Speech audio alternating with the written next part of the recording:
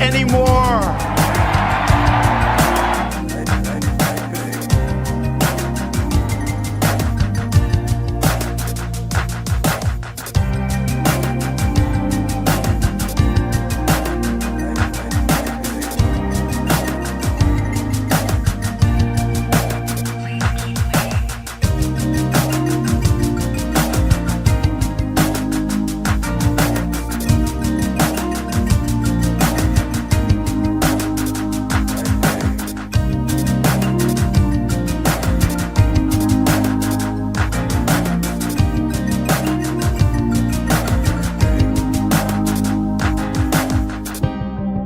Americanism, not globalism, will be our credo.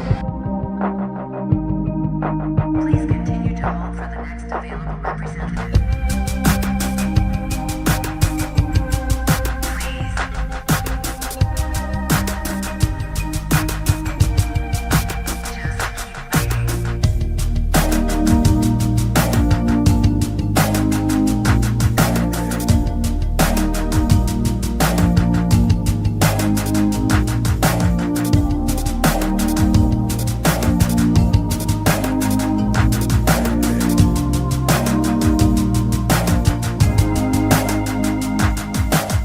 Americanism, not globalism, will be our credo.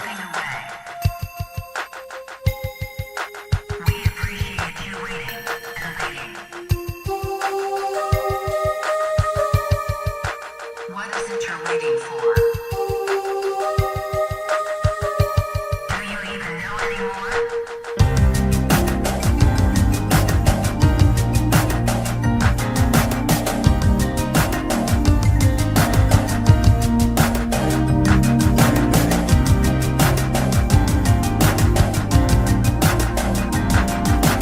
These are people who work hard but no longer have a voice. I am your voice.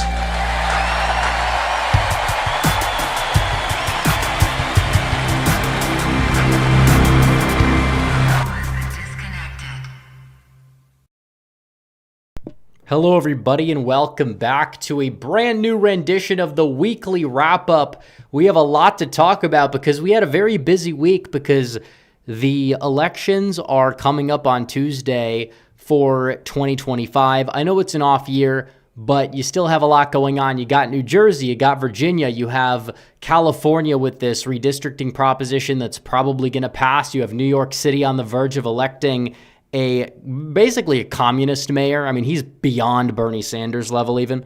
He wants government-run grocery stores. He wants weak crime policy. He wants all sorts of things. So regardless, you got a lot going on. You got Pennsylvania court races. Democrats have actually been gaining in the voter registration data for like a couple weeks in Pennsylvania because they're energized. Once again, Republicans in these off-year elections in states, they don't know what the hell they're doing. I think the one state they do is New Jersey, which is why it's close and possibly going to be closer than 2024, which is a good sign. I don't know how any Democrat's going to spin that as a positive regardless of what happens. I think Jack has a shot, but still, we'll cover that. We also have to talk about Virginia. Jay Jones, could a lunatic become attorney general? Actually, yes, he could. We'll talk about why. So like the stream down below, we start at 100 likes. We're only at 68. So we have a long way to go until we get to 100, but make sure you guys do like the stream. Also keep in mind, let's hit our super chat goal. Yellow super chats and above, we already got one of them, but $9.99 and above, if we hit 10, we will hit our goal for the stream. So let's make that happen. Let's hit our goal. We'll be talking about Ohio as well, and weak Republicans in Ohio that don't know what the hell they're doing and just basically did not even redistrict their state, while Virginia is trying to take like 3 Republican seats away. It's like, if you want to engage in this redistricting war, you should, because we have so much room to grow. We can win it easily, but these people can't win. They're allergic to winning. It's insane. And then you have other Republicans, just the entire discourse, guys, on X is done for. It is gone. It is basically 2 R words fighting.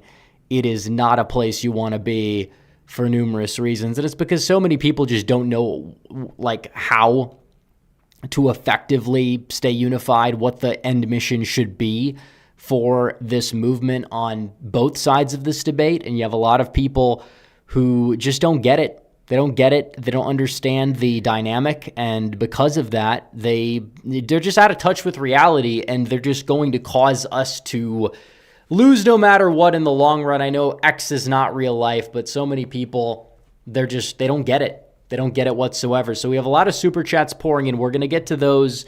I'm not going to try to make this stream super long because I know that we will be going live on Tuesday. We'll release our prediction video sometime midday tomorrow. So we will see. But regardless, like the stream, subscribe. We're almost to 225,000. I think if we don't hit it before, if we don't hit it tomorrow, I think we're going to hit it on stream, and possibly a lot more than that. We'll blow it out of the water. So be there on Tuesday night. It's a showdown. It's the first big election night stream since Donald Trump's victory in 2024. It might be disappointing. Republicans might walk away with nothing. But at the end of the day, I really can't picture a result that's feasible given the data we have that the Democrats can run with and say, this is great, especially if Zoran wins, because they're handing the Republicans an easy target. And the Zoranites in their primaries, they're really going to start to do well because they're like, oh, look, he won. Yeah, he won against another Democrat running as an independent in a three-way race by like 15. Yeah, make this guy the face of your party. Please do it. Please do it. So we're going to start the stream right now because we have hit 100 likes. So without further ado, let's begin, because we have to talk about these elections. So many people want to talk about other things that don't matter in the real world. Well, we're going to be talking about elections, because these matter, and we got to stay focused. And we'll touch base on the other stuff too. But first and foremost, this is really what everybody should be talking about, because it's right on our front doorstep this election day. Early voting, I believe, is done for. I don't think there's in-person early voting the day before the election. You can correct me if I'm wrong, but I think New Jersey, it is confirmed that Sunday was the last day of early voting in person. So while people can still return like mail-in ballots, and they should, I mean, there's 40-some thousand Republicans that haven't, the race could come down to 40,000 votes. If people want to be lazy and sit this one out, they're helping us lose. They're making everybody look bad. They're giving the left a proxy victory. Even if Jack overperforms and loses, the left is still going to tout it like it's a proxy win. So keep that in mind. But regardless, Mikey Sherrill, is she polling hot? No, she's not. She's polling poorly, actually, and we could talk about why she's polling poorly. But 48.9% in the aggregate. Phil Murphy was about right where he got. If Sherrill only gets 49% of the vote, there's a good chance she doesn't win. And you could make the case that some of these polls are overestimating her. This is going to be a close race where Jack's going to do well with undecideds. Now, the early voting data, Democrats have a firewall that's built up. I understand that. It's going to come down to election day turnout to see who's exactly going to come out on top. Who's going to win on election day? Is it going to be Jack or is it going to be Mikey? Well, Mikey's right there at 49. That's true. But a lot of these polls, like the one we saw out of Atlas Intel, not a lot of undecideds. It's a margin of error type race. So keep this in mind moving forward. There's a very clear shot Jack has. He just has to get his base out on Tuesday. There's enough math to win. It's going to be because of people not voting why he doesn't exactly win at the end of the day. So it's going to be a tight race.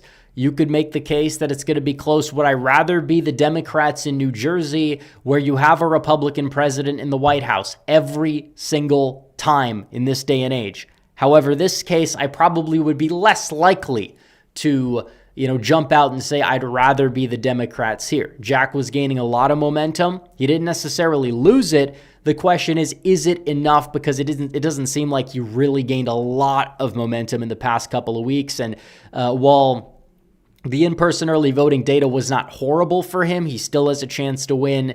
It was not where he would have liked it to be. Now, it is true a lot of Republicans do wait and they do vote on election day, especially these higher propensity Republican voters that have always been voting on election day. You can count on them to show up. The question is, will it exactly be enough for Jack? I'm not entirely sure, because Democrats, voting is their religion. All these people at these little No Kings protests, they're all like 70, these 70-year-old white liberals. That's who turns out in every little election now, and we have to deal with it, and we have to combat it, and we have to turn out a lot of younger voters and younger men in particular to vote. But guess what? You have all these psyops that are running around trying to disaffect young men who lean MAGA, who lean America first. Why are they doing that? Because they're trying to disengage them from the political arena. They're trying to get them out of politics. They want them to, in some cases become too based, that they think everything else is not based enough for them. And what is that exactly going to do? It's going to lead them down the pathway of disillusionment, kick them out of the political scene altogether. And that is going to cause the electorate to remain a nursing home gynocracy, essentially, where it's like 55% female and the median age is like 60 of the electorate. That is how the Democrats are in a position where they're going to have a chance to win. That's the way they like it. They don't want young men voting. Young men are the Republicans' greatest asset. So the number one thing they could do is divide and weaken the right. Why the hell do you think they killed Charlie Kirk? I think you have your answer right in front of you. It's specifically for that reason, because Charlie wanted to engage younger voters and young men in particular, and made a lot of them Republican. But the nursing home electorate, that's what these people are aiming for, because these are the only people that watch the mainstream media anymore. These are the only people that could be controlled, and they understand that. So they want to disaffect everybody else with retardation, essentially, and keep that electorate, whatever a special election or a midterm election electorate is, because that's how they overperform and that's how they win. So the Republican Party has a little bit of soul searching to do, regardless of what happens with New Jersey. I'm not saying Republicans are going to lose it, but ahead of 2026, how do you turn out these lower propensity voters that are disaffected, especially at a time when the system is so hell-bent on disaffecting them even further, especially on issues that don't actually matter? So we're going to dive into Virginia as well after a quick water break.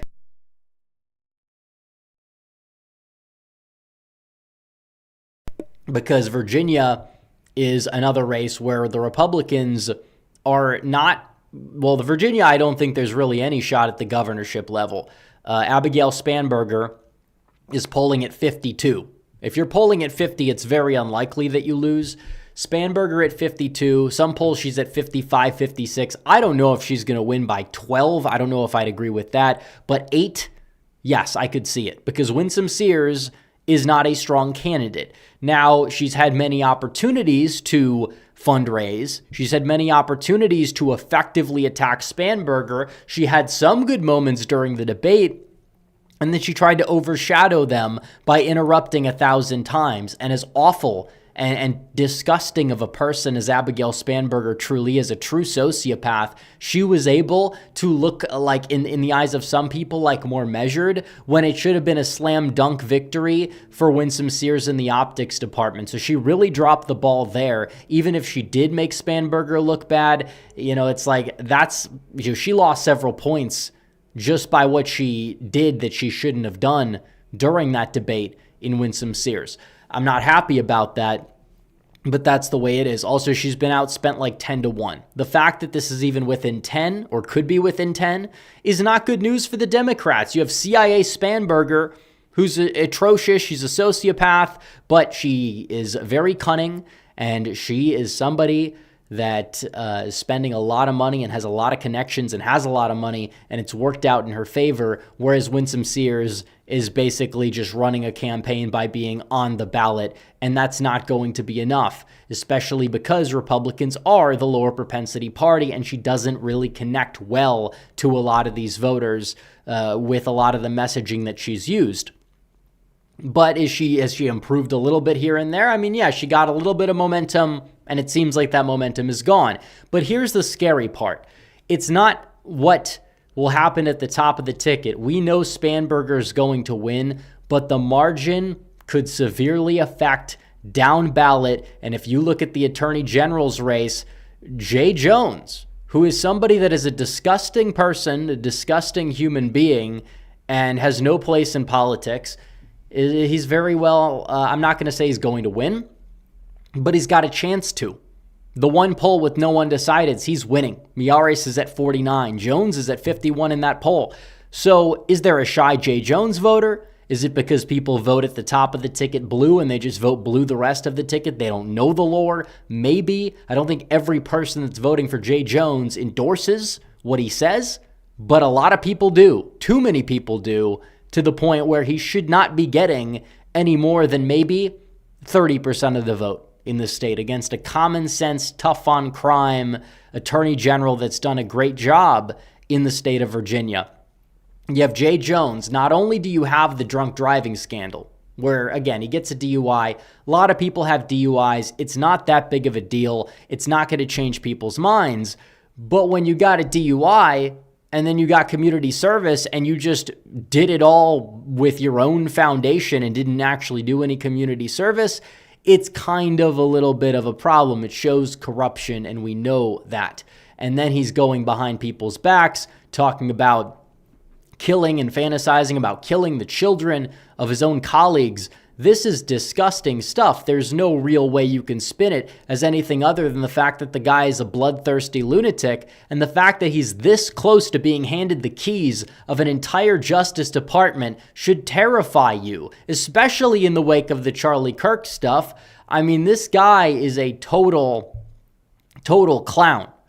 And so many people have not been talking about it. People get distracted. They're like the laser pointers and the cats. That the people are the cats with the messaging that I see from a lot of people on the right, where they're too busy focused on things that are not going to impact these elections, but these elections are staring at you straight in the face. Jay Jones is on the verge, and you want to talk about some guy who used to be a Fox News host that's kind of going a little bit off the rails.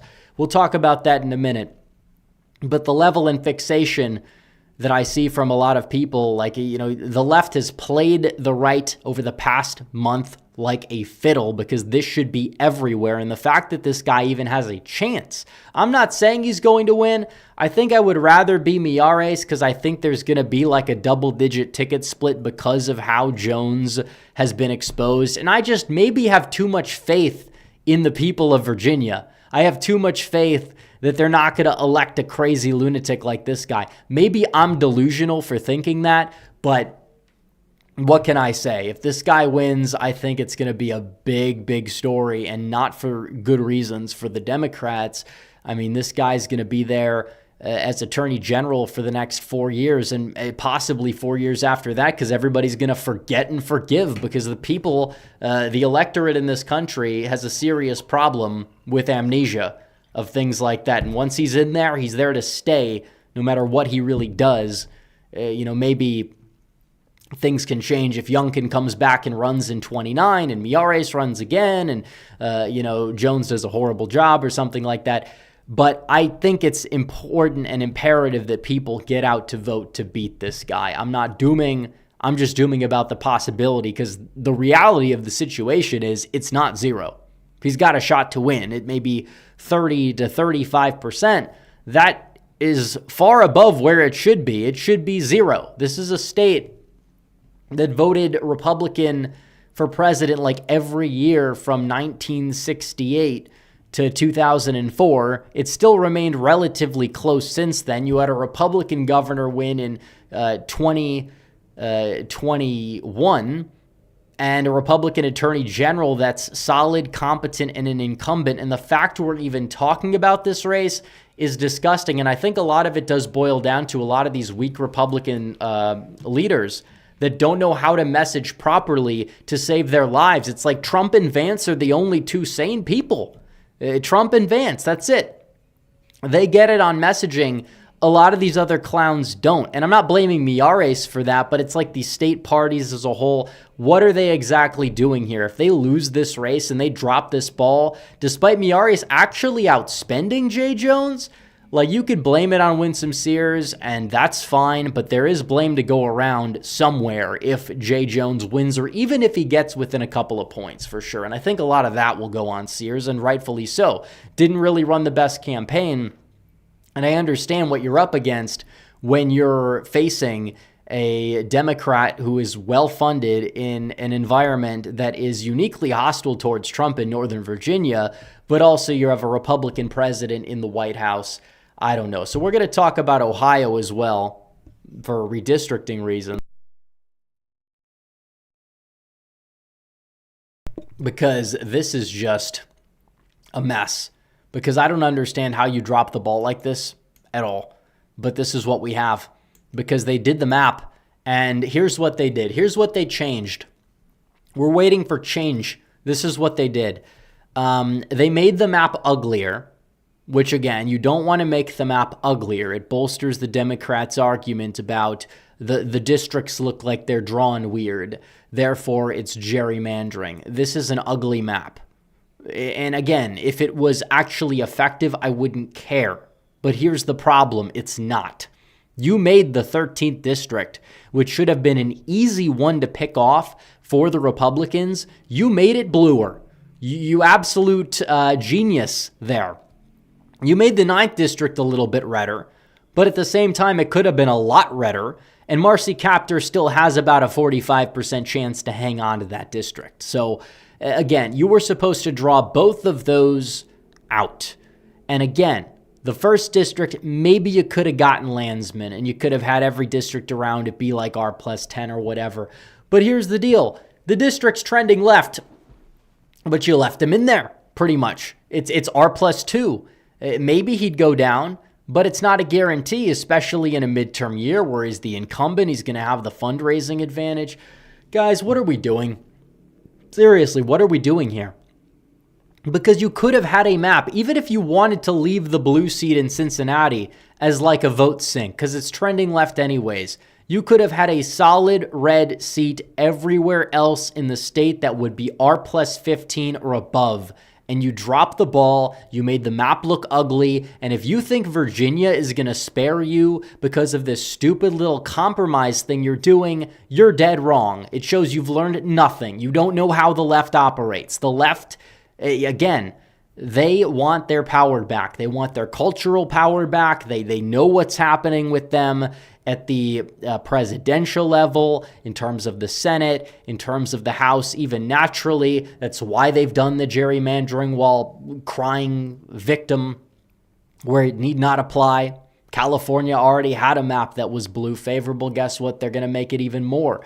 That's how these things operate. Texas was done to combat California and the census, and then Virginia, and all these other states, they're going to follow, which, I mean, they can, and let them do it. But again, if you can't fight back effectively, what's the point? You're picking a fight you're losing, and that's loser stuff. So maybe the VRA Section 2 goes. Maybe Florida does a great job. All this stuff is true. It can happen. But at the same time, the fact that this is even a question, why you would draw a swing seat bluer and make a seat a little bit redder that is probably not going to flip, and then maybe you get a flip in the 9th. Maybe you get one. Maybe one. This is abysmal. It is the biggest drop of the ball I have ever seen. It's what they did is honestly worse than Indiana choosing not to do it, because you could have had 2 in Ohio and you might walk away with 0. Indiana, maybe you get 1. So either way, the whole thing is a big mess. They, as Trump said, they don't know what the F they're doing. They don't know what the F they're doing because they're playing directly into the left's narrative, and the left doesn't care. They're laughing at this, and they're going to do just insane things in Virginia. They might draw out 4 or 5 Republicans there. They're going to try to draw out every Republican they can because that's how they operate. They understand the game of politics. They understand power in politics, but so many people on the right, they don't. And that's a problem that they don't. And there's a reason why the left has enabled people like Thomas Massie and has made them their favorite Republican, like Marjorie Taylor Greene, and has recently made her their favorite Republican. And we're going to talk about her in a second after yet another quick water break, because anybody who has been upset at me for criticizing MTG, I think they need to look at the big picture here, because there is something going on. And I'll explain why. And it all stems from her going on and allowed to go on shows that very few Republicans, if ever, are allowed to go on.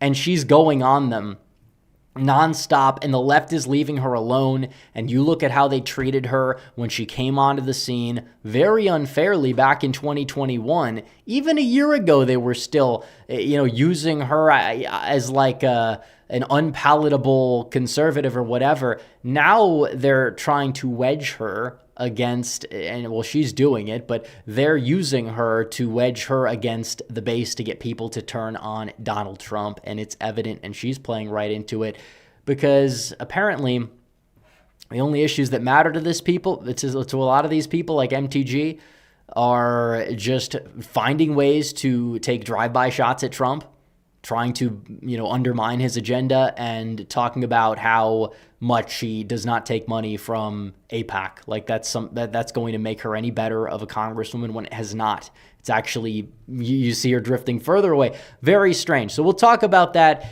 in a second. Quick water break here.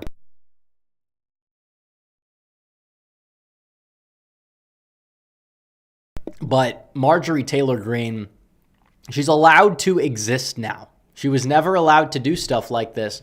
And that's suspicious. All the conspiracy theorists in the world, if you're actually a high IQ conspiracy theorist, you question conspiracy theories. And you wonder why certain people are able to be promoted that usually were not able to be promoted before.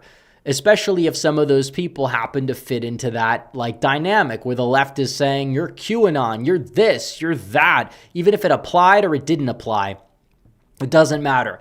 The left has hit Marjorie Taylor Greene with a lot over the years where she actually was kind of taking a stand in Congress. She's always kind of been a little bit of like I guess, like more of like a bark than bite. But at the same time, the intentions were at one point, I believe, solid. She would talk about things like immigration, and I think she introduced a bill that would be like a 4-year immigration moratorium. Now she's talking about, oh no, we need the work visas. These deportations are mean, all this other stuff. And it's like, what's going on here? She's talking about that, undermining Trump on foreign policy. Doesn't understand the plan. She doesn't understand, like so many people don't get Trump's foreign policy. Like JD Vance does, I do, a few other people do. Ironically enough, maybe some of the neocons get it, but they're kind of like forced to get it. They would not implement it that way because Trump is he's not an isolationist. And the neocons might like that, but he's also not a warmonger, and the neocons don't like that. And he's just a realist. He understands we're on the world stage, whether you like it or not. We might as well flex our muscles, put America first, and make sure that we're able to be the peacemakers, because that's important. Trump doesn't like seeing people die in Russia, Ukraine, Israel, Gaza, wherever, and nor should he. Because people that are being killed for these wars, if they could be ended, it's senseless killing, and Trump wants to stop it. He didn't just stop those conflicts. He stopped conflicts in Africa, Armenia, Azerbaijan, etc. But MTG, even though Trump is actually doing what he needs to do to enact peace in the region, is still undermining Donald Trump, basically saying that he's like, hinting at a lot of the people that are actually voting for his agenda are being paid off to do so by like AIPAC or whatever, because she really just doesn't understand politics. And it's like she's been trashing him lately and his agenda, even if she claims she hasn't. And now she's allowed on The View. She's allowed on The View. This is not even like Bill Maher's show. Bill Maher had her on, which again, Bill Maher usually, I don't think he would. He sometimes has like people that are like MAGA on, but like MTG typically, I don't think she's ever gone on before, but she's going on. They're praising MTG on Real Time. And now she goes on The View. The View has not had on like any decent conservative in like 5 years, if not longer. I mean, like, they've had like Lindsey Graham on like once a year. Maybe they had like Ted Cruz on 3 years ago and like ambushed him. But have they had like on a solid, like MAGA America First type of, would they ever have JD Vance on? No. They had Don Jr. on once in like 2019. Like, that was like the last time they did that. And then you'd have to go back to like 2016 or when they let Trump on in like 2011 before they really knew what he was capable of. Like, this is kind of what is going on with The View. The View does not let you on if you are somebody that is a threat to the regime. The View lets you on as somebody, if you're a Republican, quote unquote Republican, you're a tool for the regime. Like MTG, like at the same time, is it like Liz Cheney in a MAGA hat that's like still taking shots at Trump, but is like trying to say Trump isn't like MAGA enough? To an extent, it's kind of like that. It truly is. And again, they'll say anybody who attacks MTG is paid $7,000 by Israel or AIPAC per tweet. And it's like, I wish. It may be pretty fun to make $7,000 every time that I dunk on stupid people. That'd be like the greatest job in the world. Wouldn't have to work a day in my life ever again. It's not what's happening here. But then MTG takes a shot at me. And I know it's a shot at me or maybe a couple other people because I called this out. And who else really called out MTG? Not a lot of people. But then she goes on to say, these pathetic Republican men are attacking me for going on Bill Maher's show and The View. And then she posts a Liberty score. Again, a lot of these scorecard things don't really make a lot of sense. It's like a percentage, basically, of a score. Voting record is somewhat overrated. I look at what percentage you're voting on certain bills, but it's not just the voting record, more so than a lot of the rhetoric, which I think is more of an issue. And we'll see if that Liberty score stays where it is. But she goes on to say, nothing's changed about me. I'm 1,000,000% America only, which again, it's kind of a loaded phrase that she's even using. I'm not even going to try to get into that. But we should be America first. Is she trying to say she's like an isolationist? Because I don't think that that's really viable. Whether you think it's like ideal or not is irrelevant. And then she goes on to say, I don't obey Republican men's demands that I, as a woman, don't remain seen but not heard. Well, is she a woman? I don't know. Those pull-up videos might say otherwise. But, all jokes aside, as Republican, she's like trying to make it a men thing. She says Republican. Like, she's a Republican. She's a registered Republican. And she's attacking Republicans. I'm actually not even registered with the party, in part because we don't have party registration. I am, I guess, a Republican-leaning person. I don't vote Democrat. I vote Republican. At the same time, I don't work for the party. I'm not an elected official. And she is, which is ironic. But then she's basically saying, if you don't agree with me, you're a sexist. And it's like, you are a spiritual liberal who is now actively going out there in a very subtle manner and trying to subvert Donald Trump's agenda and then calling people that don't like you sexist. You sound like a liberal when you're doing it. Like, these people, it's just insane. But question why they're allowed to exist. Why are you allowed to be promoted by the worst people ever? You weren't before. MTG used to be called an anti-Semite for quotes that she never said relating to space lasers. Now, here's the deal. She's actually said things lately where the optics are completely off the rails, talking about, people that the Republicans and AIPAC and like 30 pieces of silver and all this stuff that actually might fit that designation. And then she goes on The View. The View lets her on. And she's attacking Trump. And it's like, what's the real threat to the system here? Is AIPAC really the system? Is opposition to Israel really the threat to the system? Or is opposition to Donald Trump the threat to the system? Because keep that in mind. There are leftists that have supported and promoted the schizophrenic Candace Owens conspiracy theories about Charlie Kirk being killed by Israel, which is ironic. So again, like these people will get into this like mindset and it's like a cancer that spreads. It's all they talk about. It's all they think about. It's the lens they see everything through. And it causes them to turn on Donald Trump. It causes them to do all sorts of things. I oppose that 100%. And a lot of them are just becoming anti-Trump. morons, and they're promoting anti-Trump morons and bad faith actors and grifters. And then we get to Tucker Carlson, because Tucker Carlson has lately embodied that. And now he's attacking Trump over not liking Nicolas Maduro because Nicolas Maduro happens to be a social conservative of sorts. Well, so is Joseph Stalin and a lot of these other people. And I understand that people like Tucker. There's an emotional connection there. They watched him on Fox every single night. I used to watch Tucker on Fox every night. And a lot of his haters are very insufferable, and we'll get to them in a minute. I'm not letting them off the hook, and they don't know the point.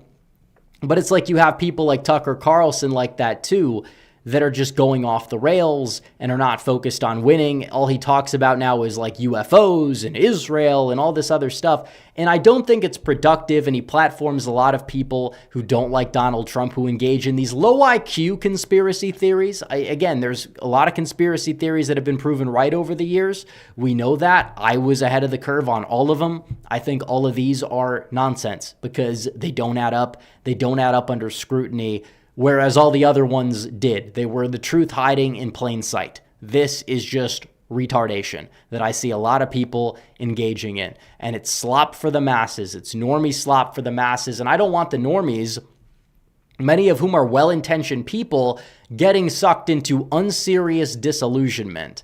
And then you have Tucker platforming people like Nick Fuentes, for example, who actively tried to get Donald Trump to lose the election, said he would go to campaign against Donald Trump, and then anybody who opposed him was just shilling for the GOP or Israel or whatever. And instead of pushing back on this guy who literally has covered up for pedophiles in the past and is just an awful human being all around, he's been kicked out of 109 friend groups.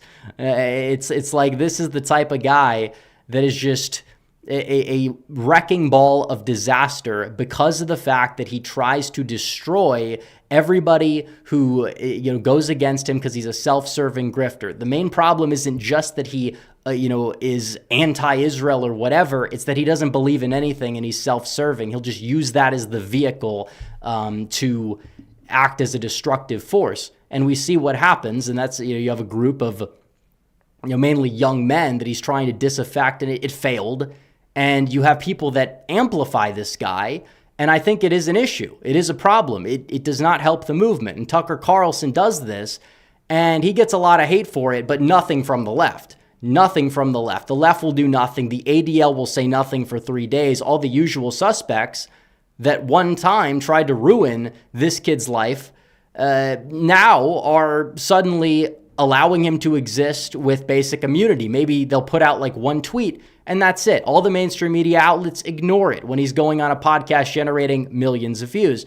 Why is he allowed to exist when he was not allowed to exist a few years ago? Why don't we ask those questions, the real questions, the actual high IQ conspiracy questions that need to be asked? These people were not anywhere to be found on social media. It wasn't just because of Elon. Now they're being promoted on Instagram. They're being promoted all over. Why are these people now allowed to exist with their talking points? Because they serve the regime and they undermine the president. That's all it comes down to.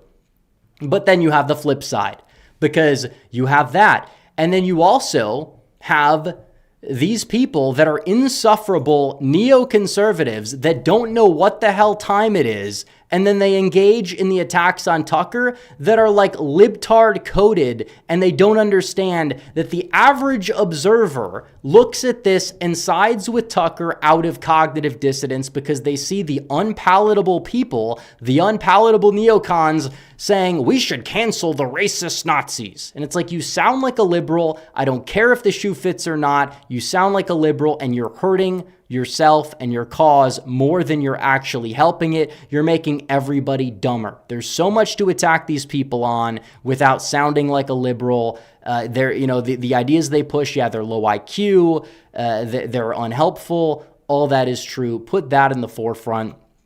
Don't resort to sounding like a liberal. I mean, some of these people, and it's like, as for like the whole cancel thing, just can somebody, like, it's honestly on both sides. I don't have to choose. I can think Tucker's going off the rails. I can think people that obsess about Israel all day and hate Trump because of it are unproductive and not on my side, and we understand that. And I can also look at people that are these weak neocons that will call J.D. Vance an anti-Semite for not answering a bad faith question. Like, seriously? Because J.D. Vance goes out there and he beautifully dismantles all of these bad faith questions coming from people on the fringes, and it's not enough for these people. Why is that? And then I also say, Tucker was not the first one to platform Fuentes. PBD, Patrick Bet-David, he did it. He did it a couple of weeks ago. So you never said anything about that. Why? And it's because Tucker Carlson and J.D. Vance have been somewhat friends. I don't know the status of their friendship. I know J.D. disagrees with Tucker on certain things, but they had a friendship, and you have a lot of bad faith actors in the old guard of the GOP that want to see us lose. And why exactly do they? Because they know that JD, even though it doesn't make sense, because the Groypers hate Trump and they hate Vance, and J.D. Vance doesn't like them. He called Fuentes a loser, a couple of months ago. We understand this, but these neocons, these subversive snakes, they are just as bad as the fringes, because these two groups, they feed off of each other, and they hate Trump and they hate Vance, and that's all that it comes down to, and they both act insufferable, and it's two retards fighting, and I can't stand either side. I want to focus on the elections, but the discourse is broken. The left killed Charlie Kirk, and they got exactly what they wanted, and it's absolutely disgusting, and people need to understand what time it is on either side of that debate. They need to know when to just shut the hell up about certain things and to focus on attacks that are effective, that actually matter, because it is true. The fringe actors are harmful. But if the people that are controlling the narrative against that are these insufferable neocons, like, what's the point? Because I don't want to side with either of you people. I don't like either group, and I shouldn't, and I don't think anybody should. Because one side has created the other side, and they feed off of each other. And like, what's my goal? I want to make the Republican Party more like a far-right party in Europe. Tough on immigration, legal and illegal, strong on national identity, strong on the culture, strong on, a relatively America first foreign policy. That's what I want. And then you have people that just either choose to obsess about Israel all day or obsess about those obsessing about Israel, and they do it in the worst way possible. The messaging is awful. They can't accept reality that a lot of young people may not be as pro-Israel by nature as the boomer generation, and then they try to call everybody with any sort of grievance against Israel, or maybe you say something the wrong way and you get called an anti-Semite, and it's like, neither of these people I can tolerate and stand. I just can't deal with either side of it. I'm sorry. The whole discourse is screwed, and I know I ranted a little bit, but it needed to be said. The whole discourse is screwed. The one litmus test is JD. If you like JD Vance for 28, I'm cool with you. If you're too cucked to support Vance, you're too subversive to support Vance, you want to change the GOP back to the Bush days, and you don't want to admit it, so you hide behind the fact that Vance is kind of friends with some guy that happened to just platform some guy that hates Vance, and that's your logic, screw you. And if you happen to be one of those subversive fringe actors that whines about Vance and makes up all these fake schizophrenic Palantir stuff and is upset because of the way that his wife looks, well, screw you too. Because either one of those sides can pound sand, and I don't like either of them. And the majority of people are in the middle, and they're fed up with the discourse. And somebody's got to say it, even if that somebody has to be me. So that's the way it goes. 2026, the left would love nothing more than to see a divided right. They would love nothing more. And so many people are just playing directly into that. And I'm the one in the middle saying, both sides need to calm down. We need to focus seriously here. And enough is enough. And a lot of people, don't be a fan of grifter or cult leaders on the fringes that don't have your best interest in mind, that have lied to you. And don't be out of a cognitive dissonance because you don't like those people. Join the archaic old guard that is just full of neocons that don't really care about the future of this country. That's my take on it, and we'll get to the super chats right now. So without further ado, let me see. Let's see what we got here. We have a lot of super chats. All right, quick water break first. Said Noah Colangelo for 5 says, do you think if Buttigieg is the nominee for the Dem states like Delaware, Hawaii, and Illinois would be really close? Hawaii especially I see being close. Well, we thought Delaware would be closer this time. I think that was our one miss a little bit. I said it could be under 10. It was 15. But I think Illinois you're right about. Hawaii, I don't know if it's ready, but it could swing. Hawaii's Hawaii. Depends how well. I mean, if Republicans made a play for it, maybe it'd look different. I don't know. Cost of living there is high. Maybe you find a way to appeal to some of these native Hawaiians. Sedan DeVille Bear says, vote, vote, vote. So true. Peter Masseri for 5 says, if Kamala Harris would have won, it probably would have been a done deal for Jack. Well, I mean, a lot of people would just feel so disillusioned with politics that I don't even know if that's the case. Maybe, maybe not. Kevin Colazzo 6290 says, Jack for Jersey. Thank you, Kevin. And by the way, for the super chat goal, we're 6 out of 10 the way there. 4 more super chats, yellow and above. We can hit that goal. Read the regular chat. Hopefully we do it. American Nerd 76 says, and by the way, did you change your username? Because I always shorten it. That kind of tripped me up for a second. But he says, people of New Jersey and Virginia, get out and vote for Charlie. Yeah, true. Don't write in Charlie. Get out and vote for Charlie. But vote for the Republican candidates on the ballot. Just wanted to clarify that. But thank you. Dino Diva 6169 for 5 says, I used to live in Michigan. Now I live in Kentucky. Who do you trust the least, Whitmer or Beshear or Rand Paul? Well, Whitmer is like the most open, like she's an open enemy, whereas Beshear is less so. Rand Paul I have grievances with, but I think Beshear of those 3 is probably the fakest of them all. But Rand Paul should just join the Libertarian Party because of the way he votes. The left loves the guy because he's always voting in line with them, especially when you have a Republican in office. So the Video Maker 2341 for 5 says, currently visiting Nova. First time I've been here in more than a decade. My God, it changed. Nice place to live, but I can see why they're out of touch.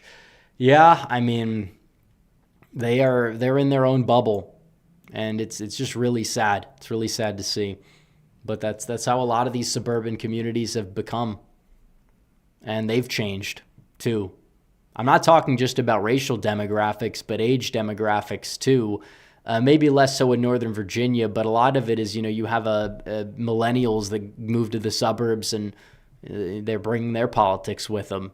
And then the old guard has died out. Now you have young Zoomers coming in, and they're very right-wing, they're very nationalistic, they're very MAGA, but then the establishment is trying to convert them into literal retards because they want them to be disaffected. And that's why they let these fringe actors run rampant. They never did that before. And I believe in free speech. I do. I don't believe in censoring anybody. That's not what this is about. I defended some of those people back in the day when it was not politically convenient to do so. At the end of the day, some of the people that slam me for it are ironically running cover for this guy now, which is very strange. Very, very strange, even on the right. So that should tell you something. American Nerd 76 for 2 says, what if the NYPD went on strike if Zoran wins? Well, Zoran winning is a disaster for the Democrats. It's a big gift for us. I'm not saying I want him to destroy New York City. I think it's sad, but at the end of the day, they've chosen that fate, and he's going to cause New Jersey to get redder, Pennsylvania to get redder, Democrats to nominate lunatics that are going to lose swing states. So again, if that's the road they want to go down, feel free.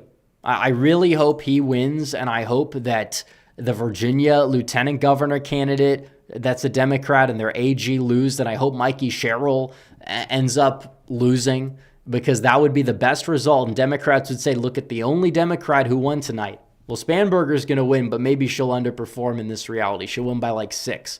She'll underperform Kamala. Like, if that happened, every Democrat underperformed Kamala, but Zoran won.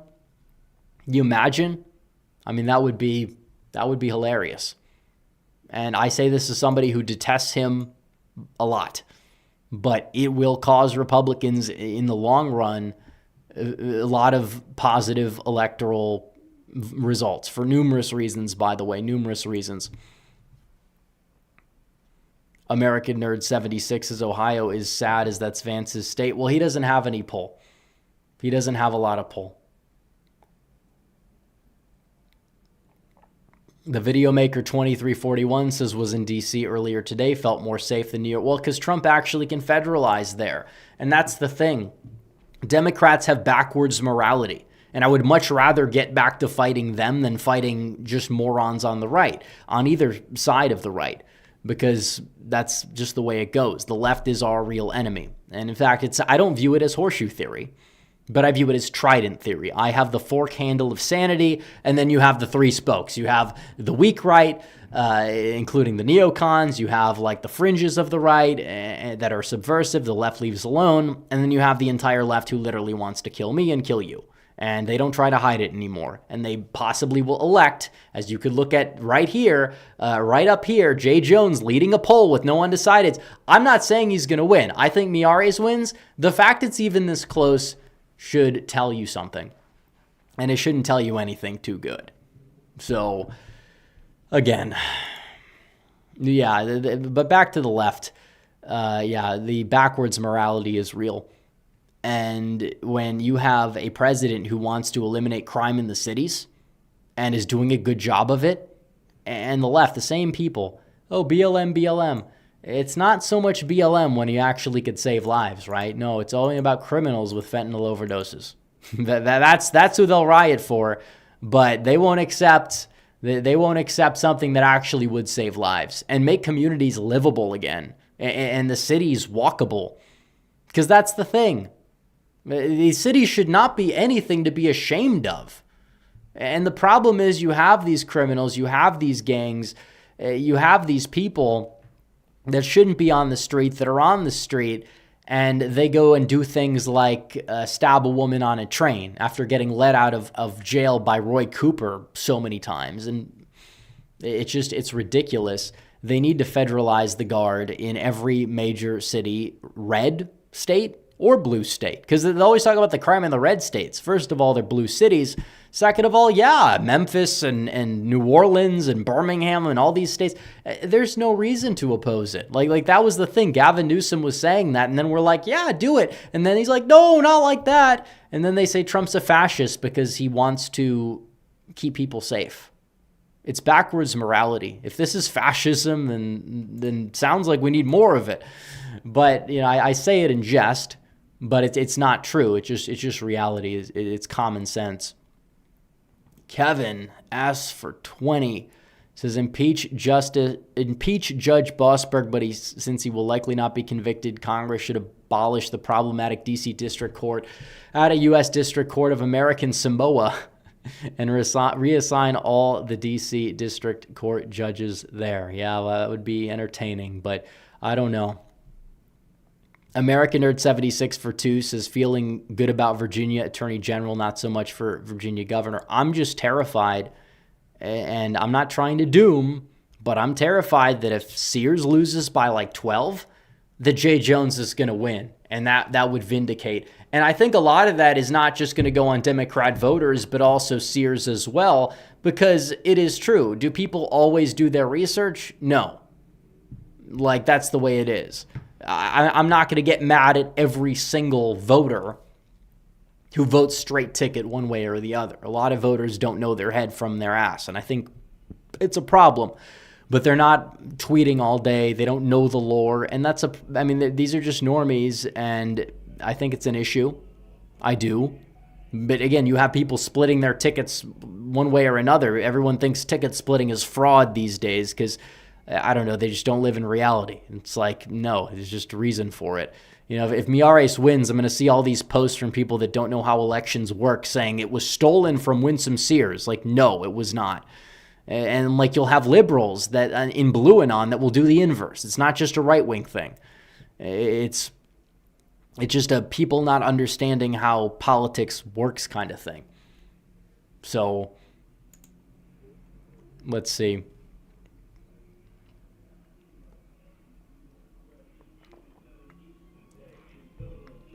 We have noise outside. You know, people that like to just drive around and play their music on 300 volume. Tucson PaleoCon for 10 says the Fine Fuentes war is heating up. Which side you got? Well, I got to side with Randy Finest. Everyone should side with Randy Finest. The guy's actually on a generational run for what we expected. Now, he's said some things that, over the years on certain things that are a little bit controversial. But at the same time, Randy Fine has proven to be Trump's strongest soldier in Congress. It's funny because he will get out in front. He will say, okay, all these people want to talk and say I have dual loyalty. Well, I'm going to try to pass a bill to ban dual citizens from Congress, and we'll see who's in Congress. And then everybody freaks out and runs around like chickens with their heads cut off because they don't know what the hell they're doing. He's passing or trying to pass bills that are tough on immigration. He's actually turning into who Thomas Massie thinks he is, which is pretty funny. And it's not to say I don't have any grievances with Randy Fine, but he's actually doing really well and much better than I expected him to, and I don't want to primary him out. He won by less. I supported his challenger because of some of the immigration stuff that I thought Fine, it's not what I thought he did. It is what he did in the state legislature. And then you have the guy who's trying to primary him again. He's going out there talking about how great Thomas Massie is and how we basically need more grandstanders. And it's like, we actually don't. Like, I don't like the Dan Crenshaws. I don't like the Liz Cheneys. I don't like the Dan Newhouses, the Don Bacons. Can't stand them. But the Massies serve the same system where it counts. There's a reason why he and Fitzpatrick voted the same way on that bill. Now, Fitzpatrick's in a blue district, so I cut him a little bit more slack. But that was a Rhino moment. You'd point to and say Rhino. It should go both ways to an extent, at least from the way Trump sees it, because Trump is like, this guy's trying to kneecap me.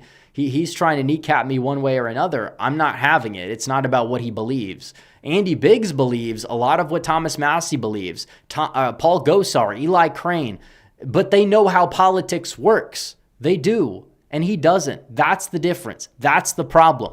But I'm supposed to think this guy's based because something APAC, right? It's like, it's not the only force in politics. You might think it is because you're terminally online, but it's not the only force in politics. And people that there's a lot of problems with big money in politics, but again, there's a lot of nuance to it too, and they don't seem to understand it. It's not even the only Israel lobby in the US, by the way, not even close.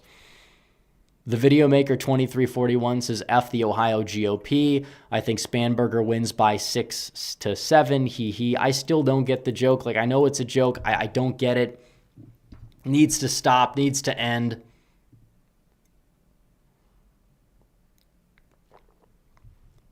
American Nerd 76 says, is Sears the GOP version of a DEI candidate? I mean, in a way, she was running basically saying that, elect me the first black female governor, and that's kind of DEI messaging. It is. I don't think and here's the distinction, I don't think every minority Republican that runs for office is a DEI candidate, but some of them definitely are. And they position themselves that way, where it's like, elect me because I'm a minority conservative, I'm a minority Republican, and they fundraise off of it.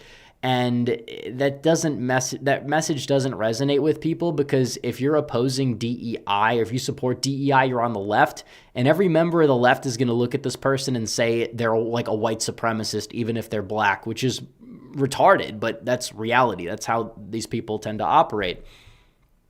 So, Sedan DeVille Bear for 2 says Kalinske sounds like Kermit the Frog on helium. Yeah, Kyle Kalinske is just a disgusting type of person. This is the guy who goes out there, debates Charlie Kirk, actually loses a debate to Charlie Kirk before Charlie Kirk was even really all that, like, he was not as solid as at debating back when he debated Kalinske, but he still beat him. And it was like they were relatively respectful. He takes a picture with them, says he's his friend, and then posts pictures about his wife, calling her a grieving, a grifter widow, like a month and a half after Charlie Kirk gets shot by one of basically his fans, whether he was a fan or not, somebody who would have been a fan, in cold blood. It's disgusting. Like, all the guy does is post slop memes. He used to try to claim he'd oppose the Democrat establishment. All he does is shill for them now. And it's disgusting type of stuff. That's the left now. That's mainstream. Destiny has done worse. And I don't want to platform people like that even for debate. There's people that are just disgusting, people that I don't want to associate with. I think both of them fit in that box because it legitimizes them. After what Destiny said about Corey Compratore, the fireman that got shot, he was mocking his death at the Trump assassination attempt in Butler. It's like, how does anybody take this guy seriously? Why does the mainstream media bring this guy on? I understand Piers Morgan's shtick is just blood sports, but why does he bring that guy on? Like, why does this guy need to be legitimized in any way, shape, or form when he's just a piece of garbage who is his only claim to fame is just debating people all day when he takes a almost near overdose level of Vyvanse? Yeah, give me a break. Like, this is some, like, leader that we need to respect on the other side. Like the amount of people on the right that do this is just insane. Like, let's just be serious here. Don't platform, don't give a microphone to bad faith actors who try to undermine us if we don't have to, unless it's for debate exclusively. And even then, certain people don't even, in my opinion, need, if you say things like that, I don't need to debate you. You've already lost. So Kevin Colazzo for 10 says, I live in New Jersey. I know a lot of Dems that voted for Jack, plus the Jewish bloc, which is an average of 80,000 votes. Let's not forget the nearly 60,000 increase of MAGA in New Jersey due to Charlie. Well, I don't know if it was 60,000 voters, but they did add thousands. I think it was 6,000 just that month alone. I don't know the October numbers. We might get them tomorrow. We'll see. But people shouldn't forget, but they try to flood the zone with demoralization ops where, oh no, it wasn't a leftist that killed Charlie. Like, how many times is Candace Owens going to change her mind on who actually did it? Blaming the widow, essentially, and then claiming she never said it because it was implied. Blaming the Trump administration. Blaming TPUSA lying and saying a camera was actually a gun. Now Egypt. And now it's the Mormons. Like, these are mentally ill people. And we don't need to take them seriously or give them the microphone. I agree with that. I also think that people that clutch their pearls and are these neocons and they sound like leftists and they don't dismiss it properly and they make normies and they push them over to the Candaces of the world by sounding like crazy, unhinged liberals, I don't have time for them either, because all they do is still help the people that are helping our enemies. And it's one way or another. And sometimes I think it's people that are well-meaning that don't know what the hell they're doing. And other times I think it's intentional and it's subversive and it needs to stop. That's my take on it. And the discourse online is gone, at least on X. YouTube, I think there's still some sanity. There's still some hope here. We continue to post. But X is just like brain cells lost every time you open that app. It's insane. American Nerd 76 says Ohio's 15th might be the worst draw. Oh, of course it is. Doesn't Vance have some influence in the Ohio GOP? Well, yes, but no. I mean, he was a senator. Now he's vice president. He doesn't have any more influence there than Trump has. Also, MTG's a grifter. We shouldn't have. Well, we didn't know what she'd really come into. But again, we need high IQ people that fight, but they're high IQ. That's it. Brandon Gill is a great congressman in Texas. He does a phenomenal job. There's plenty of great people that are fighters, that are smart, that understand the way these things go, that don't debase themselves only to not actually help serve anybody's agenda, like Marjorie Taylor Greene. She just doesn't. Like, at least Lauren Boebert, even though she's kind of like an optics disaster with some of the movie theater stuff and all that, she at least votes the right way and has kind of learned where to pick her battles. But MTG just is just a loud mouth, and nothing gets done with her. And it's just, she's like, she was kind of like the Republican AOC, and not in a good way. And now she's like AOC, the Republican AOC, and like Liz Cheney, the sequel, at the same time. It's like, how do you toe that line? It's just insane. But regardless, is she's being promoted because she's being critical of the administration. These are not people that care about. It's nothing to do with, and it kind of proves the point about the fact that the anti-Israel stuff doesn't really make you a threat to the system. It might make you a threat to some annoying neocons on social media, but it doesn't make you a threat to the actual system. It doesn't. The left, almost the entire left under 45 is very anti-Israel. But the difference is they don't let it consume them for some reason, and they talk about a lot of other stuff. But like fringes on the right that do it, they just go in this rabbit hole feedback loop. And Charlie Kirk is right. It rots the brain. It does. This is not legitimate criticism. J.D. Vance said it really well when he's like, Trump's foreign policy approach is this. No, he's not owned by Israel. There's that lie, and it's not true. He's the one that's actually pushing around Netanyahu. And of course, you have like the neocon side of things. They hate Vance by any means necessary. They act like leftists. And they're like, what do you mean? Are you saying Netanyahu controls past president? It's like, well, actually, everybody dog-walked Biden because he was an idiot. So yes.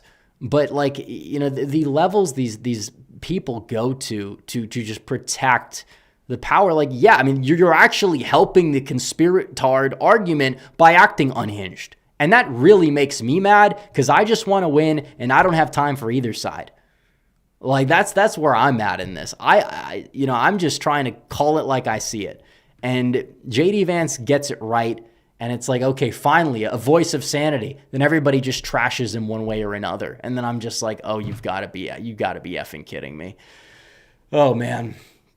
But Vance gets it. He says it like with foreign policy. We have to make deals with other countries. If we're on the world stage, what are we going to do?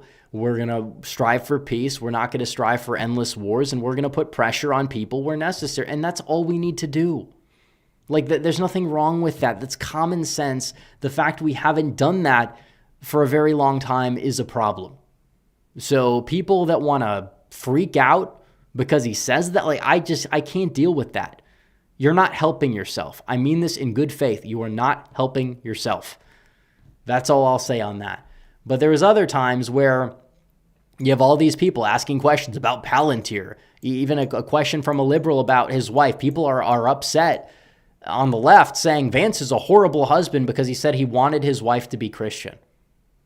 Like, seriously, there's nothing wrong with that. In fact, if he didn't want his wife to be Christian and he is Christian, in fact, he would be a bad husband because it would really be misaligned with theology. Vance was, he was non-religious when he got married. He married somebody who was Hindu, and his wife goes to church with him. He hopes his wife sees the world the way he does. That's normal.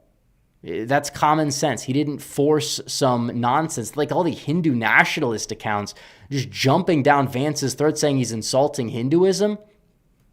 And these are the same people that want more immigration from that region here. And it's like, really, people that view basic tenets of Christian faith as insulting.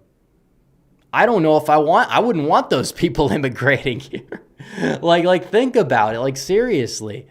Like, J.D. Vance did not insult anybody by saying that. And if you're insulted, you're just an insecure person in your own faith, and it's showing.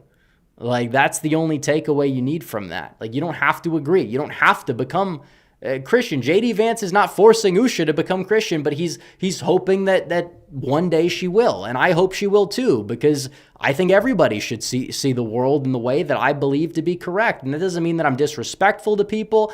That doesn't mean that I hate people that don't agree, but it just means that there's nothing wrong with that. I mean, like the fact that JD Vance can't catch a break because he's being attacked by all these people in every side, it doesn't matter what country they're in or whatever their agenda is. I'm just like, enough is enough.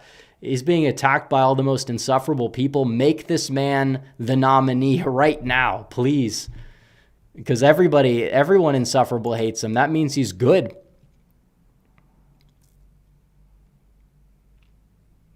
Dino Diva 6169 for 10 says, my hopes is that a Trump presidency would strengthen the GOP and lead to better candidates, and more conservative wins are getting dashed in 2025. Do we have much hope for 2026? Yes, because we understand how much a year can do in politics. And even right now, the Democrats are not doing so hot. I mean, even if they win New Jersey by 5 and, win the attorney general's race in Virginia, they're still underperforming Kamala Harris in an election in an off year, and that's not really a good thing for them. And I just tell people to get out and vote. That's the one thing we can control. American Nerd 76 says, how many illegals work at MTG's construction company? That's a good question. But again, she's clearly got an agenda, and it's not Trump's. Why is she going on The View? Why is she just, the thing about the Epstein stuff is I think the files should be released. For the record, I don't think Trump is implicated. I think that the administration PR handled it poorly. There's no debate there. But the fact is, you couldn't talk about it until you could do it to undermine Trump. And the same thing goes for some of the Israel stuff. Like Ilhan Omar, both sides kind of called her anti-Semitic when she called out AIPAC. And I think that whatever she said at the time was, in retrospect, you'd look at it and be like, they really got that mad over that. It's like, but at the end of the day, now you can do it openly. And if you're not doing it openly, to undermine Trump, then you don't get a free pass. Look at who gets called the Nazis by the crazy people on the left. It's Trump. It's Vance. Even Marco Rubio now, probably. And it's every single, all these young Republicans just dicking around in a group chat. Yeah, it's unprofessional. Yeah, they said some things I wouldn't condone. But they get called Nazis, but not these fringe people by the left in this day and age. Those people might get called that by the neocons, and I think it's the buying into that language is not right. Even if you want to say the shoe fits, it doesn't have the effect you think it has. It doesn't limit them. It's people need to read the room here and know what we're up against on the left and not try to emulate them, even while you're trying to diminish bad faith actors on the right. But maybe some of these people don't want to do it for the right reasons, and that's why it's just they come off insufferable when they do it. It's wait a minute, that's supposed to be me leading the charge. It's against some of these people. It's you're just dropping the ball. I'm not going to like those people, but the way you're doing it's going to make more normies like those people, and that is not something I'm cool with because I know the agenda apparently better than these people do. So we have more super chats. American Nerd 76 says, I don't like MTG. Where's my AIPAC money at? I mean, I've been shortchanged. I should send an invoice to Netanyahu 7,000 times, whatever. Because I'm getting accused of getting paid. I should, for some reason, get that money. I don't know. I feel shortchanged. Michigan Nationalists has voted Stephen Kepley and Kentwood for re-election. Businessman Sam for 5 says more people need to watch John Doyle's videos on Charlie Kirk and Epstein. Well, I think John Doyle needs to produce more videos, and I think he's going to, because he's probably one of the 10 people, one of the 10 commentators that remain that actually get it. There's very few people that truly get it that are commentators. at this stage in the game. Because like the podcast bro culture, like it might have helped Trump win, but past that point, they're too high on their own supply. They don't know what the hell they're doing. Tucker Carlson, who was phenomenal on Fox News, has kind of joined that podcast bro culture. And I'm not against free speech of certain things and exploring certain even conspiracies, but if all you're going to do all day is spurg about UFOs and like Israel, you're not helping. And I don't think that person is a serious actor past that point. It's like Alex Jones in 2016 was actually a serious commentator compared to a lot of what we have now when you think about it. I mean, he was tame. Yeah, he engaged in some he's a meme. He's a living, breathing meme. But Alex Jones, he's not really seen anymore as like the conspiracy guy. And again, I believe there's conspiracies. We could go through the list of conspiracies that have been proven right. The Great Reset, the Great Replacement, voting fraud to an extent, not to certain theories, but to other theories. You have Biden's cognitive decline, Russia collusion being a hoax. In fact, that was a conspiracy theory proven wrong by the left. That was the official narrative. I mean, so many theories are actually 100% accurate conspiracies that get proven wrong. The left would silence all of them. Even QAnon was always fake. I'm not trying to carry water for them, but why the left really censored it was because it gave a morale boost to Trump's base. That's the only reason why the left hated it so much. Otherwise, they could just point and laugh and look at these people or whatever. But they didn't like it, not because it was conspiracy theory or that there was it had nothing to do with that. The reason why they censored it was because of the fact that it just gave a lot of morale to Trump's base. That's why. And there's so many conspiracies over the years that have, like we've said, that have been proven true to an extent or to its full extent. Obama spying on Trump's campaign was seen as like a schizoid theory, and then it becomes true like a year and a half later. So again, not everything that's a conspiracy theory is not true. But it actually, when people go out there and come up with these things, like there's a Mormon mafia that took down Charlie Kirk, unless it's like a Mormon transgender mafia out there in Utah, which might be the case. And I've always said that it's very likely Robinson did not act alone, but there's just so many people that just everything is just lazy. It's just lazy slop that these people engage in. And I don't think it should be promoted. And I think the way the neocons combat it makes it even, I think it's even worse in a way. It's only going to cause them to be bigger. So we need more more logic in the sphere that's grounded in reality, because I don't want to pick and choose between the false dichotomy. I will not. So American Nerd 76 says, I used to like Tucker, now I don't know what to think of him. I agree. If Tucker Carlson could just get it together, stop platforming so many bad faith actors, it's not just Fuentes. There's plenty of times where he's done it. And just focus on things that matter. Yeah, I'd say, okay, good for Tucker. I don't like canceling people. If people correct their course, they correct their course. Good for them. At the same time, he's just not being productive. I don't believe in canceling him. Like I said, I'm not one of these neocons. Free speech is important. He could say whatever nonsense he wants to say. I have a right to criticize it, and I have a right to, I would like to believe I have a right to do so without being lumped in with some of these other lunatics that don't know what the hell time it is. And, they're not wrong that he deserves criticism, but the way they critique him, it's like you're only playing into his agenda. They can't see it. They can't. Kevin for 10 says Vance 2028 all the way. Michigan Nationalist is Tucker Rubio or Tucker DeSantis is my 2028 ticket. Yeah, it's not going to work. This is not 2020 anymore where we could actually talk about Tucker being a viable candidate when he's going out there and praising people like Nicolas Maduro, who is literally killing Americans, and who he's praising world leaders that don't really deserve the praise. And even as somebody who has been anti-Ukraine to an extent and gotten a lot of heat for some of my stances on that conflict, it's Tucker just like, and the things that he's like, oh, well, he's just like, it just, again, goes to Russia, talks about how like great Russia is compared to America. It's like, it's kind of anti-American in a way. Like, I'm not really one of these Russia hysteria type of people, and everybody knows it, but like some of the things he's saying, just, it should rub you the wrong way. He's like a third worldist. He's like a Jackson Hinkle type on foreign policy at this point.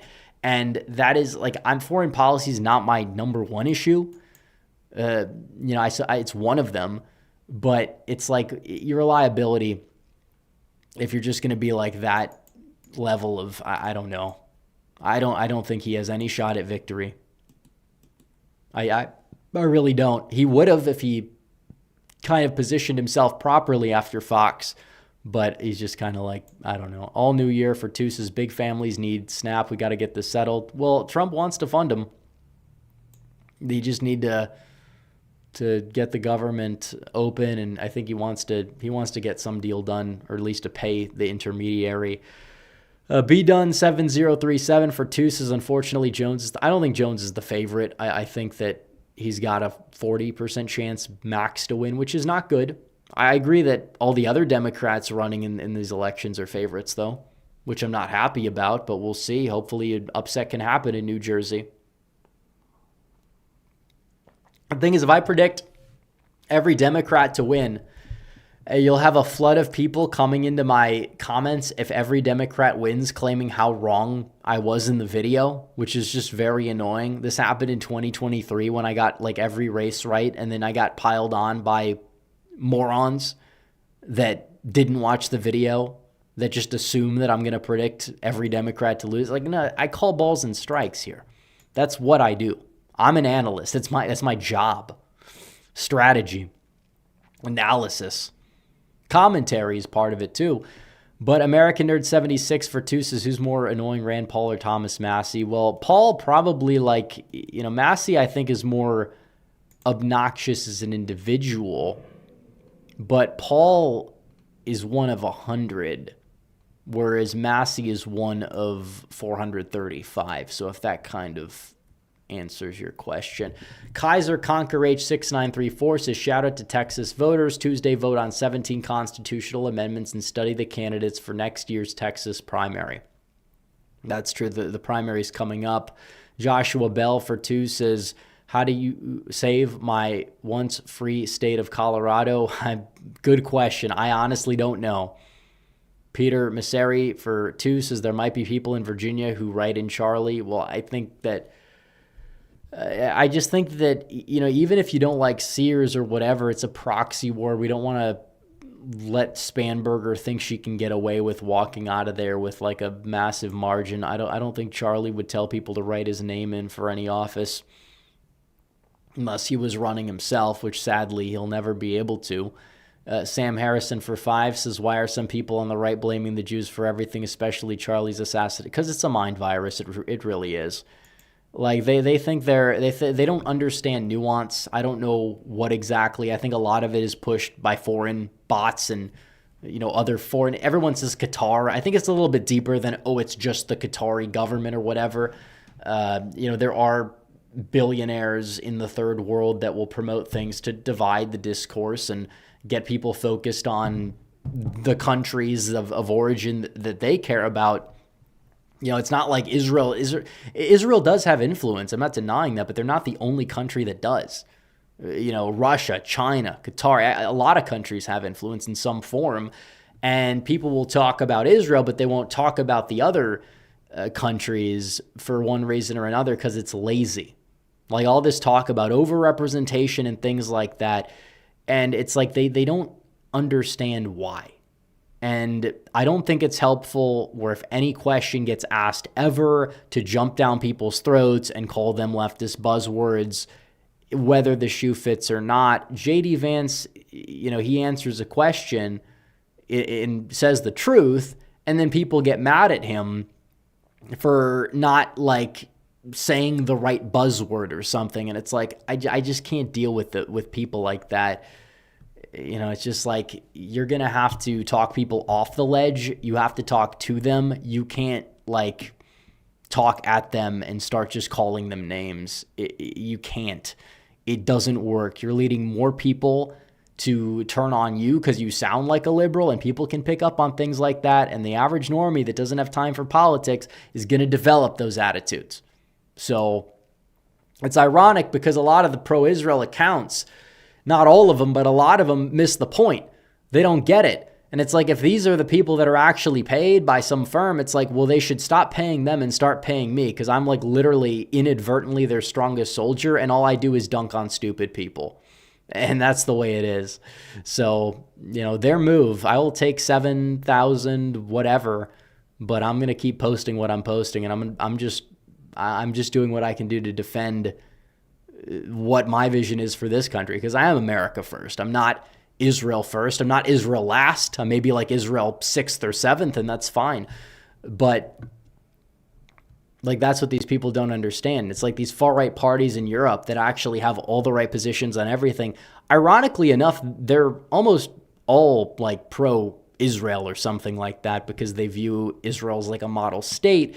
They view it as a country that is like the bulwark against like Islamism or whatever. And that's largely, in my opinion, valid. Doesn't mean that we need to get dog walked by foreign leaders, no matter where they come from. Europe, China, Russia, Japan, South Korea, North Korea, it doesn't matter. We have to put ourselves, and we are a people, we have a determination, and we can get along, and I'd love to get along.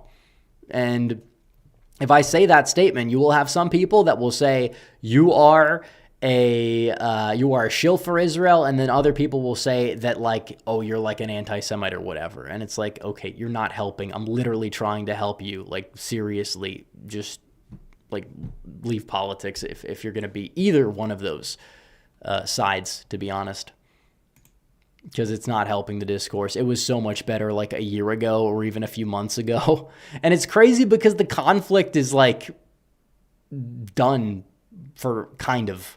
Not really, because there are some violations of the ceasefire, but you would think that like the conflict's dying down, that people would talk about other things.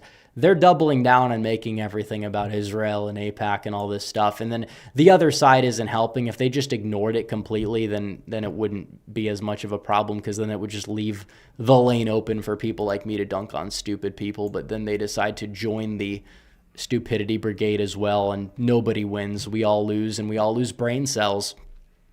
Colin DeVos for 2 says, how likely is Jack to win in Jersey? Hey, from South Dakota. Well, I get, like I said, 35% chance. I'll talk about it tomorrow's video. American Nerd 76 asked about the Indian. Well, I'll say this. How about just no more H-1Bs? We don't have to, like, you can meme about whatever you want, but I think the right policy solution is just to slow immigration, it completely. Like, that's the solution. We don't have to engage in some questionable optics to get what we want. Austin Lewis for 2 says, who do you think wins the races in Virginia and New Jersey? Not fully giving away the video tomorrow, but I think you could deduce all of my picks. I think the Democrats have the advantage in all of them except the Attorney General's race in Virginia, but I do believe that Jack has a shot. I'm not saying he can't win. It depends on the turnout, which is why people need to show up. The video maker says, thoughts on Doug Wilder, first black Virginia governor. Don't know much about him. Austin Lewis for 2 says, what happened to Gold Crown and On Point? Gold Crown, was he not in the Super Chats? I don't know. I don't know much about Gold Crown. On Point as most people know, he's going through some legal trouble. I think he sees it as like a hit job. We'll see what happens. I wish him the best of luck. Innocent till proven guilty, but these allegations are, they sound harsh, but it seems like let the trial play out before we fully judge what's going on here. But it's funny because we were supposed to do a fundraising stream on his channel, and then like he kind of like ghosted everyone, and it turns out he was like in a jail cell or something at the time, which just was kind of crazy to think about. But I hope he's doing well. American Nerd 76's thoughts on unitary executive theory. That the president has complete control over the executive branch and power to remove. Yeah, I mean, they basically do. I mean, it's in the Constitution, and people say it's unconstitutional. No, if you're in the executive branch, the president should have the authority. Like, obviously, you confirm certain positions, but all these other bureaucratic organizations need to be slashed and gutted because they don't help anybody. They help serve the regime and a lot of bad things. Base Cat says, did you see JD's Halloween? Yeah, and this is why I like him. He gets the memes. He leans into it. He can poke fun at himself. The left gets so mad when he does it. Like, he's just the obvious choice. Like, I don't understand why people are against JD Vance unless they they have some ulterior motive or they're just crazy. Like the attacks on Vance are all so stupid. It's monumentally dumb. Like, that's my main goal is to just help this administration win. Hopefully they win enough where Vance becomes a clear front runner over any one of these clowns on the left and Vance wins. That's my goal. Because Vance gets it and a lot of these people just don't get it. So let's see.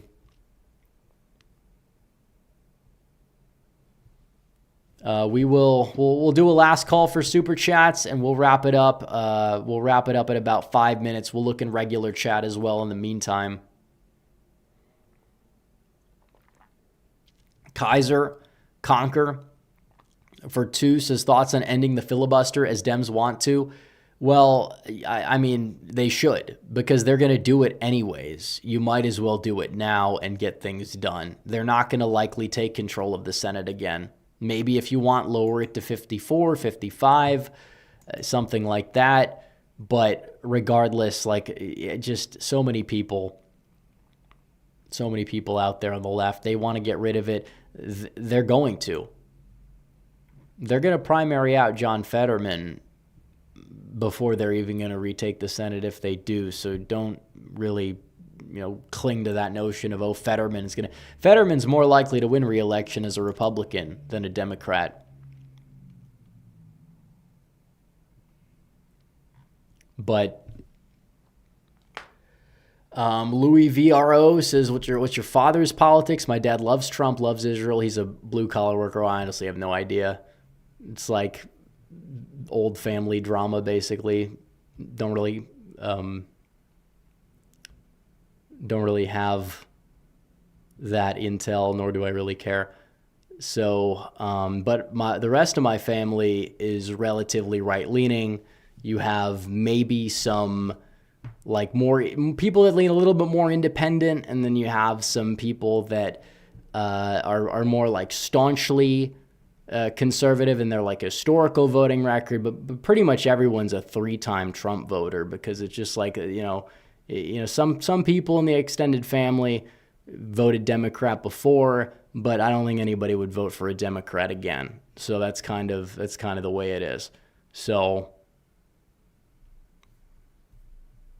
let's see. Let's hope Jasmine Crockett runs for. Oh, that would be wonderful. That would be wonderful.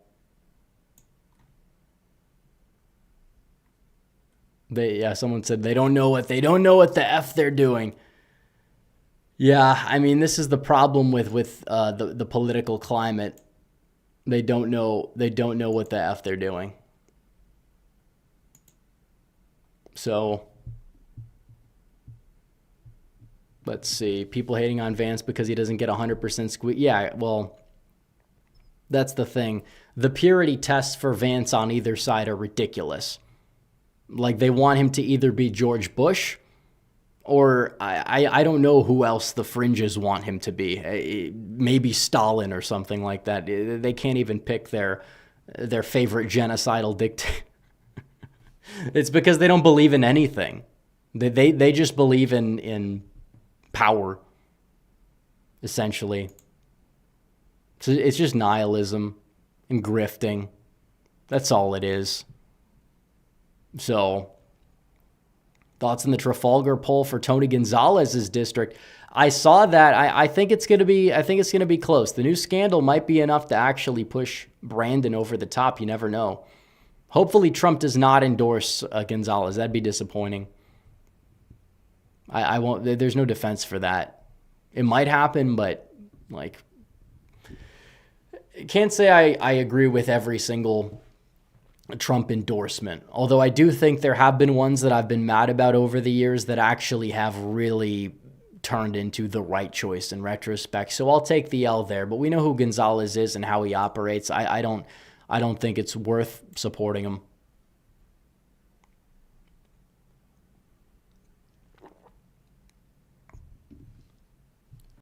Some person for 5 says, my college roommate lives in New Jersey and would vote red, but didn't vote last year or this year. What can I do to convince him to vote? Well, he could still vote. Is he registered? Because you could still vote on Tuesday.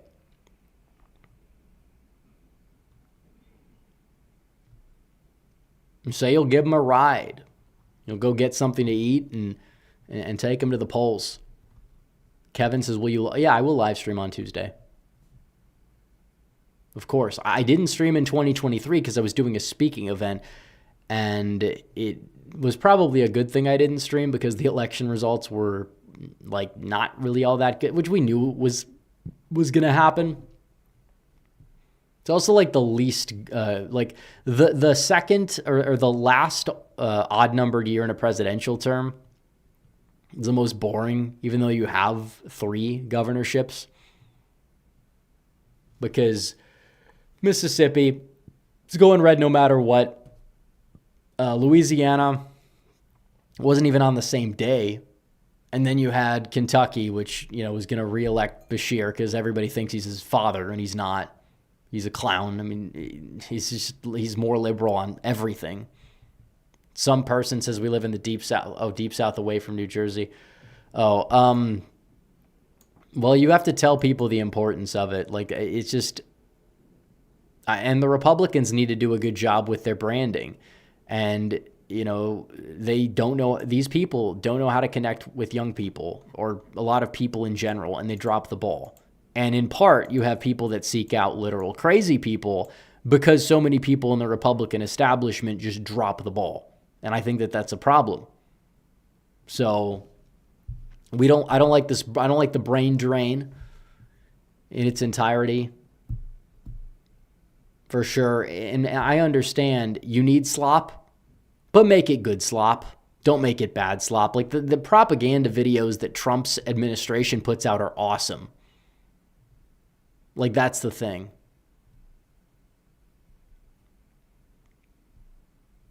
But Jones, well, we don't know if he's going to win or not. It's not over yet. There's a lot of time left. But we're going to wrap it up in a couple minutes, guys.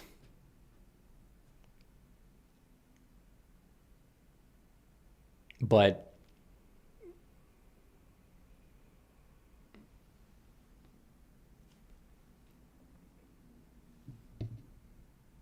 let's see. Both ready going. A lot of people watch multiple streams. That's fine. Yeah, people go back and forth. I don't know how it works in the view counts, but if anything, it might drum it up. But yeah, I'm not the only one who live streams, but I think I'd like to believe I provide the best comprehensive analysis on this platform, but that, that's just to each their own. It's not really a competition. 2026 prediction videos probably later this week, at least some of them. I might not do all of them. I might just do the House, and maybe I'll do the Senate a different time. I don't have to do them all at once. Especially because if I know I'm like going on vacation or something, like in like December, I might just plan the videos there because there's typically not a lot of change, and it kind of just makes it, keeps the people, it feeds the people, if you will. So, but either way, it's going to be a good stream. Be there, and we will cover everything on Tuesday. Will there ever be a joint rep and rep? We've done that before. I think we have a long time ago. Probably not since like 2021. But he's been on several back then. We used to have guests on a lot more often. I honestly, it's not to take shade at anybody in particular, because it's not. I just prefer doing them solo. But I'd go on somebody else's stream depending on the time constraint, for sure. Somebody wants to collab, that's fine. I've just got a very busy schedule. So, all right, guys, we're going to wrap it up. Like the show down below, subscribe, hit the bell. I will see you guys all in the next one. Video tomorrow. Red Eagle out.